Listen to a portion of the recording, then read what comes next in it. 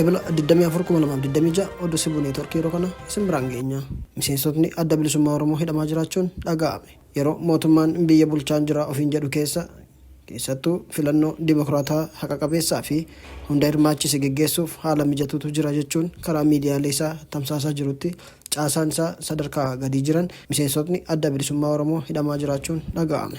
Miseensa adda bilisummaa Oromoo fi jiraataa aanaa sulultaa bulchiinsa magaalaa Caancoo kan ta'an obbo Dabalee Garasuu hidhamuun himame. Obbo Dabaleen miseensa adda bilisummaa Oromoo kan boordiin filannoo biyyaalessaa Itoophiyaa beeku ta'uu kan beekamu yoo ta'u murna PP'n sodaachifamaa erga turanii hidhamuu isaaniitu dhaga'ame. Miseensi adda bilisummaa Oromoo kun haga oduu kana isin biraan geenyetti mirgi wabii haa ta'u mana murtiitti hin dhiyaanne. Boordiin filannoo biyyaalessaas dhimma kanarratti waan jedhe hin qabu.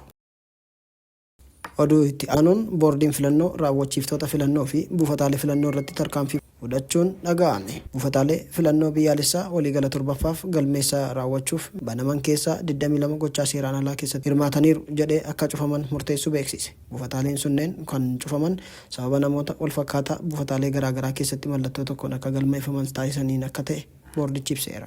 Akka ibsa boordichaatti raawwachiiftoonni buufataalee sanaa hojii irraa eegamu gara moggaatti dhiisuun adeemsa seeraan alaa hordofaniiru jedhe. Gocha kanaan wal qabatee raawwachiiftoota filannoo biyyaalessaa qaban irratti tarkaanfiin fudhatamuun isaa kan beekame yoo ta'u lakkoofsa raawwachiiftoota tarkaanfiin irratti fudhatame ilaalchisee garuu boordichi ibsa kenne hin qabu. Itti qabduun boordichaa adde Meelaat Warq Haayiluu buufataalee cufaman sunneen keessaa 12 naannoo Oromiyaa, 6 naannoo Sumaalee, 2 naannoo Sidaamaatti, 1 naannoo Amaaraatii fi 1 immoo naannoo Harariiti. Keessumaa magaalaa Finfinnee keessatti hojjettoonni mootummaa kaardii filannoo akka fudhatan dhiibbaan irratti godhamuun alatti erga fudhatanii boodas suuraa kaardichaa kaasanii akka ergan dirqisiifamaa jiraachuu isaanii mirkaneessuu ibse. Boordichi kanaan dura dhimma kaffaltii miindaa fi doorsisa garaagaraatiin namoonni dirqamaan kaardii akka fudhatan taasifamaa jiraachuu isaanii ibsee ture. Boordichi akka beeksisetti paartileen siyaasaa hamma eebila 23 bara 2018 akka lakkoofsa Itoophiyaatti kaadhimamtoota isaanii jijjiiruu fi bakka buusuu kan danda'an yoo ta'u sanattaansee tarree kaadhimamtoota dhummaa akka ifoomsu beeksiseera. Dhumarratti sababa qaala'insa jireenyaa fi kaffaltii tajaajila garaagaraatiin baajanni dursee qabame gahaa waan hin taaneef boordichi baajata dabalataa gaafachuusaa adda Meelaat Warq ibsaniiru.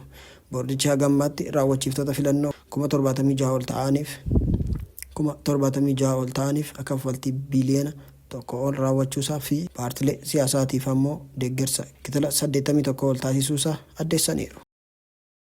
Oduu xumuraatiin Itoophiyaa keessatti bilisummaan yaada ukkaanfamaa jira jedhe The Economist. Yeroo ammaa kana Itoophiyaa keessatti gaazexeessitoonni namoota hin beekamneen dhoksaadhaan ukkaanfamaa akka hin dalaginiin himatamanii bakka hin beekamnetti hidhamuun baratamaa ta'eera. Miidhaan dhiyoo kana gaazexeessaa beekamaa fi geggeessaa gulaalaa Addis Istaandaard gaazexeessaa Miliyoon Bayyanaa irratti raawwatame isa tokkodha. Eebila 15/2026 namoonni uffata siivilii uffatanii fi fuula isaanii haguuggiidhaan maratan gaaffiif barbaadamtaa jedhanii waajjira Addis Istaandaard kan Finfinneetti argamu irraa fuudhanii deemaniiru. Ergasii waa'ee isaa odeeffannoon bal'aan hin jiru jedha The Economist. Poolisiin Miliyoon to'annaa isaa jalaa akka hin jirre yoo himu gurraandhala 2026 keessa mootummaan miidiyaa Addis Istaandaard faayidaa biyyaalessaa irratti balaa geessiseeraa fi seerota hin ibsamneen cabsuu isaatiin himachuu eeyyama miidiyichaa haqee ture. Bara darbe keessatti humnootni nagaa waajjira isaa sakatta'anii gaazexeessitoota hidhanii turuun kan yaadatamudha. Kanaafis gaazexeessitoonni hedduun sodaachuun hojii isaanii dhiisaniiru. Gaazexeessitoonni Itoophiyaa hedduun hidhamanii reebamanii gara biyya biraa akka adeeman dirqamaniiru. Gaazexeessitoonni alaa hedduunis biyya keessaa ari'amaniiru. Bara 2024 keessa gaazexeessaa tokko nama miseensa siyaasaa mormitootaa waliin argameera jedhamuun qabamee biyya keessaa baafameera. Namni siyaasaa sunis torban muraasa booda ajjeefamuun kan yaadatamudha. Doorsisni mootummaan raawwachaa jiru miidhaa dabalataa itti fufuu akka danda'u agarsiisaa jira. Baatii guraandhalaa keessa abbaan taayitaa fi miidiyaa Addis Istaandaard miidiyaalee biroo Itoophiyaa irratti lola odeeffannoo qindaa'ee banuu isaaniin himatan. Kan ittisuun dhimma jiraachuu fi jiraachuu dhabuu akka ta'e dubbataniiru. Akkasumas nageenyi Itoophiyaa ammayyuu haala yaaddessaa keessa jira jedhameera. Maddi Addis Istaandaard.